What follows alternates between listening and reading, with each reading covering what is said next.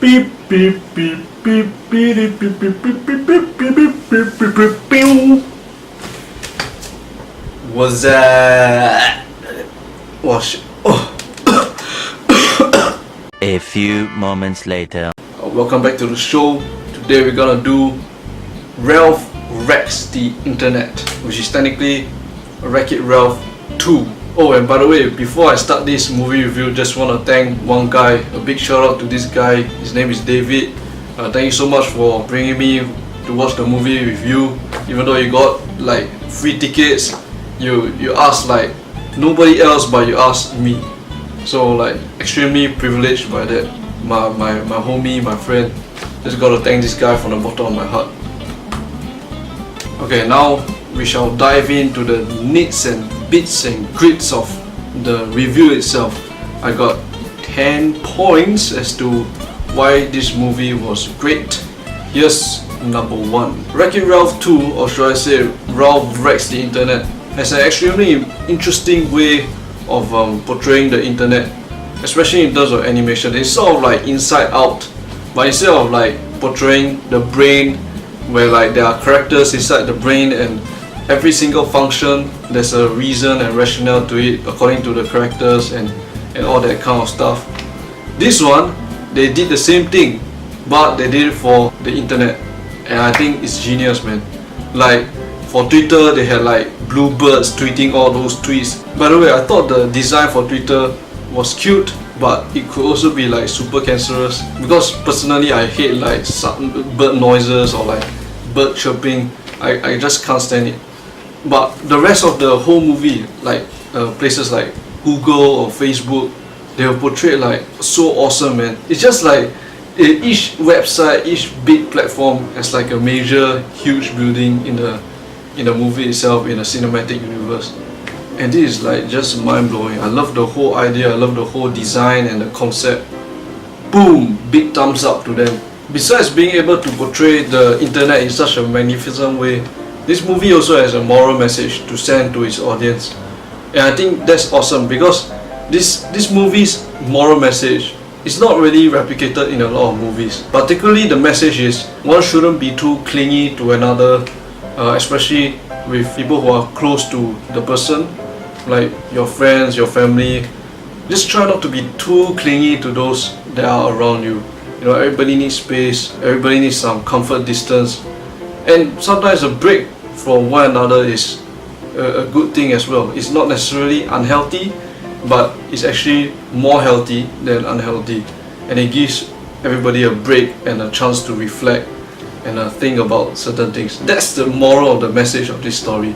It's pretty interesting, because none of the movies that I have seen so far actually promote this message itself, and it's pretty rare. It's really pretty rare. I think this message is also pretty good for kids as well, like because they're growing up and they're making lots of friends. They gotta know about this. If not, sooner or later someone's gonna tell them in life that you can't do that. You know, you can't hang with Jim every day 24/7. You can't hang with Jack every day 24/7. He's gonna go crazy. She's gonna go crazy. Yeah, it's a great message to send to kids. Another awesome thing that the movie portrays is the dangers of the internet. Like there are like viruses, all the advertisement shit, and a lot of like strange stuff, especially the dark net. Oh, I love that. I love that scene, man. Anyway, there are a lot of bad things that can go on in the internet. So one better be careful when surfing on the internet, especially kids, man.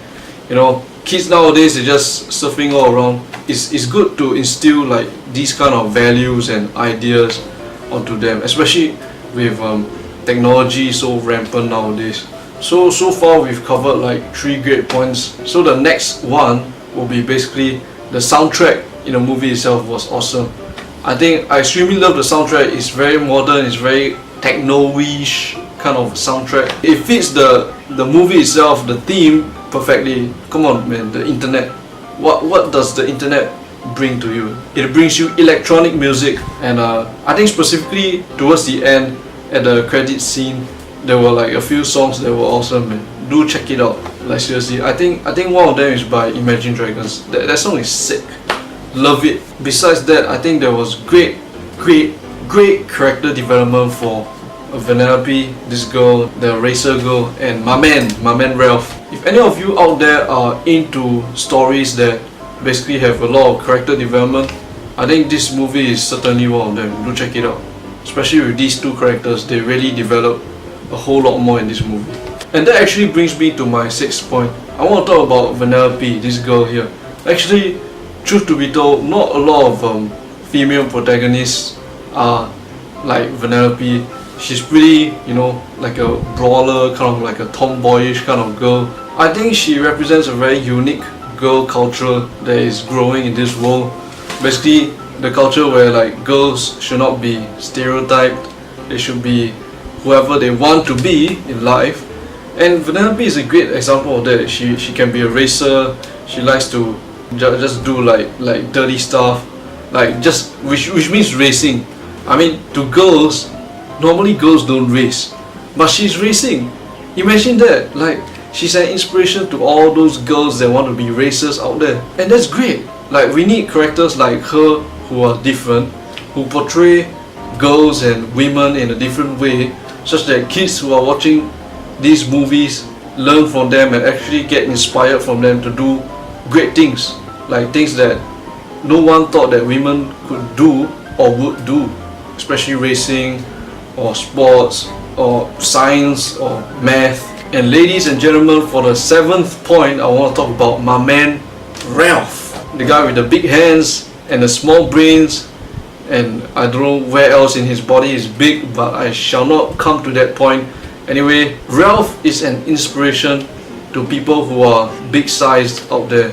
I mean, think about it. A protagonist, a lead protagonist, a lead male protagonist who is big sized and a little dumb, but he's still the protagonist and everybody loves him for the character that he is. He's an inspiration to people who have low self-esteem of themselves. Think about it. My man Ralph, such a big guy, and yet he still can be a hero. And that's great, man. Guys, especially like young kids, young males, when they watch this, they'll be like, oh, you know, people who are big size also can do great things. And then the stereotype will change, and they won't look at other kids in school who are big size and laugh at them anymore. That's a great thing. I hope this movie achieves this effect, because I think this is the effect that it is trying to achieve, especially with Vanellope and Ralph being such a distinct character and being, you know, so different from the norms of being a female and a male. Everybody thinks like, oh, I'm a girl, so I need to like dress up, wear a dress, you know, curl my hair, be a princess. And everybody thinks like, oh, I'm a guy, I need to be muscular, I need to be smart or some shit like that, or you know, handsome. No, none of this matters. What matters is what you do in life and what you hope to achieve in life, and your actions will follow. And that's what actually changed things. And I think this what this movie is trying to achieve and trying to bring across to a lot of people who are watching the movie itself. And another great point that I think was pretty underrated in this movie is, I don't think a lot of people actually noticed this, but there were no villains in the movie. Like, there was no main villain. There was a problem, but there wasn't a villain. And this is pretty rare, especially for Disney movies. And I think the way they are going forward with this is pretty interesting. I hope to see more stories like this, where there's like no villain, but actually there is like a problem and the characters need to find a solution to counter that problem. I think this concept is pretty interesting. Although I would say that I actually love villains. Villains are interesting characters, but at the same time, sometimes when you don't have them, you bring more attention to the main characters in the story itself. And that could be a good thing, could be a bad thing, depends on how you tell the story and how you do it. But for this story itself, for Wreck-It Ralph 2, they did a good job without a villain. And the last great point about this movie is how we get to see most of the Disney characters that have been introduced in previous movies, like Pocahontas, Cinderella, Snow White, Mabe, Mulan, or the Jimmy Jammer and Moana and Braveheart. I forgot the name of the character who is the star of Braveheart. Cannot remember her name. But anyway, yeah, we managed to see all these different Disney characters. Even Groot, as in I am Groot, is inside the movie itself. mind blown. Like what the heck, I was surprised to see him there. I think it's pretty amazing that they managed to do this. It's sort of like a throwback kind of thing, like an Easter egg kind of thing. By the way, tons of Easter eggs in this movie, man. Love it, love the Easter eggs, love everything about it. You should just check it out, man. If you are a person that is into detail, there's so many details you'll find within this movie. Okay, so now we're gonna move on to the flaws of this movie, the bad parts. Basically, I have like 4 flaws to share with you guys. Oh, sorry, you're not supposed to hear that. The first flaw is basically how only Vanellope and Ralph managed to go into the internet itself. Like they didn't bring the other guy, the short guy with the hammer, the pretty jolly guy, I forgot his name, this guy here, and his wife, that beast monster, that monster beast fighting girl machine. This woman, oh man, she's beast, man. Love her in the first movie, but unfortunately she didn't come out for the second movie. She didn't appear. Like I don't get it. Like, I mean, she did appear, but she wasn't like the main characters in the movie itself. I mean, come on, man, these two guys, they didn't go into the internet. Oh man, I'm disappointed. Like, if the directors actually put them into the internet itself, so many things can happen. Like, there can be like so many opportunities to tell interesting stories and interesting situations. So that was the part that was pretty disappointed. I think the story could be more interesting if they actually thrown in more of the original characters within the first movie into the internet itself. Flaw number 2 has something to do with the climax of the whole movie itself. There was this point of time where, you know, there were a lot of action going on, and the thing is, the dialogue was like cutting off everything. That was the point of the story where there was the moral message of, you know, not being too clingy to the people that you're close with, not being too tight, not being too possessive of another person.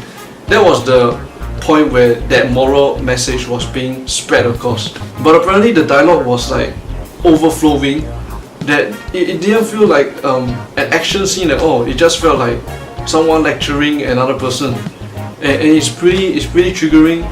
It's not that it wasn't good, it was done in order to spread a message, but it was just not appealing as a movie itself, as a storytelling kind of mechanism. And the third flaw, I think those who actually watch the movie will understand what I'm trying to talk about, but it's basically the old man, which is this guy here, the arcade owner, the boss of the whole place. What happened was Ralph and Vanellope were supposed to get a wheel, I think some arcade wheel for this guy, the old man, and at the end of the day they got the wheel, but apparently the old man didn't know who paid for it, and the old man was like okay with it. Like, what the heck.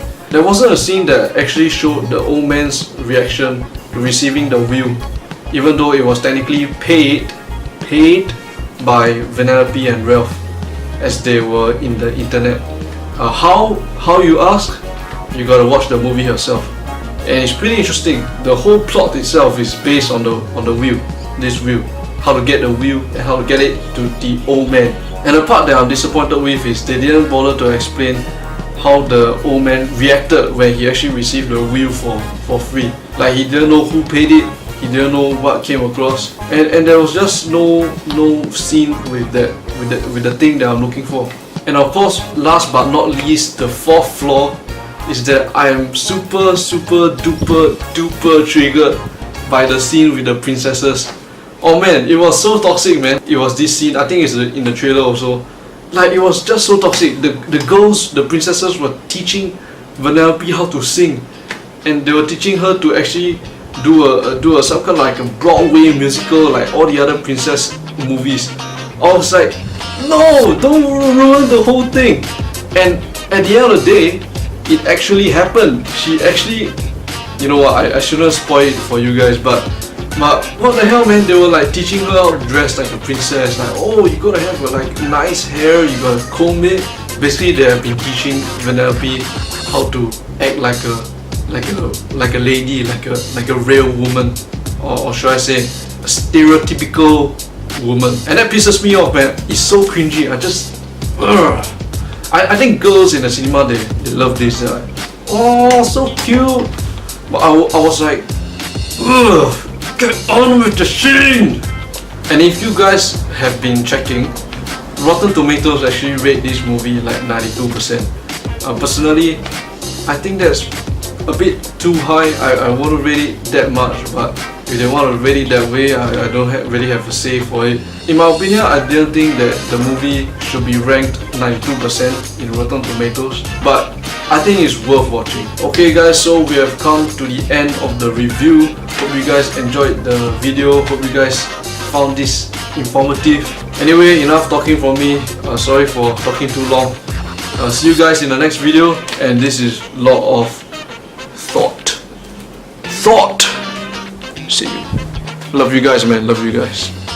But I won't be too clingy, you know. If you guys don't want me to be possessive, it's okay, you know.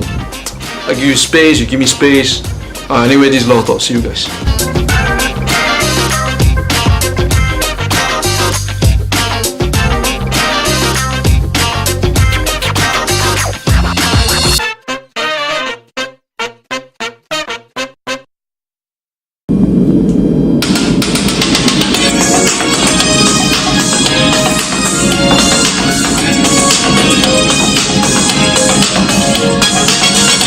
Dance, baby.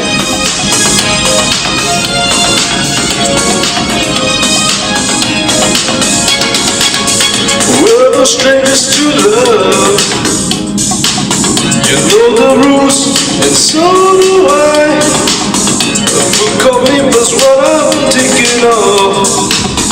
You're the guest from any other guy. I just wanna tell you how I'm feeling. Gonna make you understand. Never gonna give you up. Never gonna let you down. Never gonna run around and desert you. Never gonna make you cry. Never gonna say goodbye. Never gonna tell a lie and hurt you. A few moments later. How do you switch off this damn thing?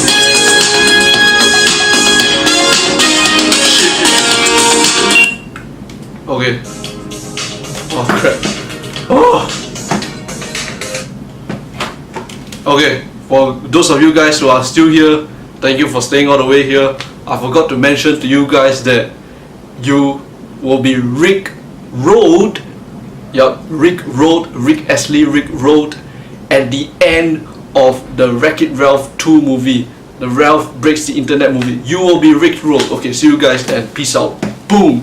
There's no strangers to love.